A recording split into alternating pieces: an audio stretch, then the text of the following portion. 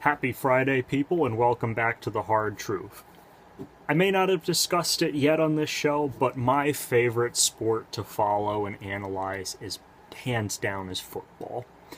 And Derek Carr is making football history this week. He signed a 120-some million 5-year contract extension to become the highest paid quarterback in the NFL. Much deserved. Great young player, great leader of a great young team. The Raiders are going to be making some noise in that division in the near future, and Derek Carr is going to be an MVP candidate.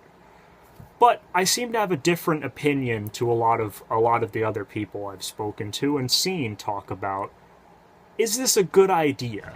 And what I mean is it a good idea to have so much money wrapped up in a single player? I don't think so. Look, here's the hard truth.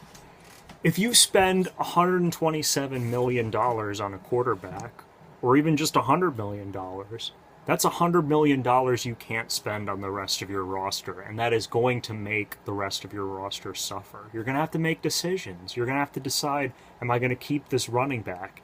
Am I going to get rid of this young left tackle? Am I going to get rid of my pass rusher? These are decisions that these teams have to make.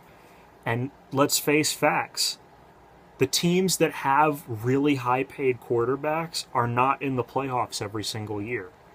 Joe Flacco won a Super Bowl, but then he got his big contract, became the highest-paid quarterback in the league, and they haven't been back to the playoffs since. Andrew Luck got to the doorstep of a Super Bowl, but he's been 2 years out of the playoffs now. They had to let guys go. Russell Wilson, you're starting to see the Seahawks falter. They couldn't keep their offensive line of Max Unger and Russell Okung and J.R. Sweezy because they gave him all that money.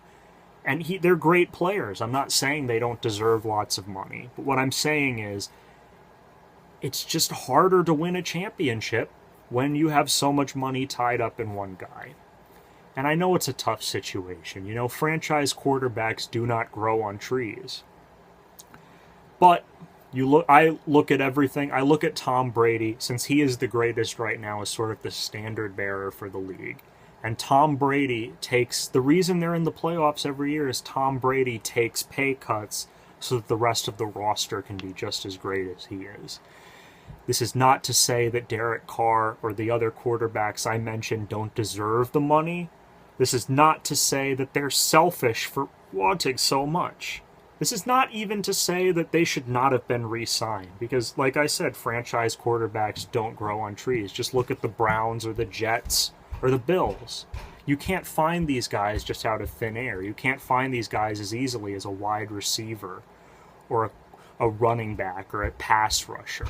But all I'm saying is the lesser paid quarterback is the one who's a Super Bowl contender every single year. Thanks for watching The Hard Truth. I'll see you next time.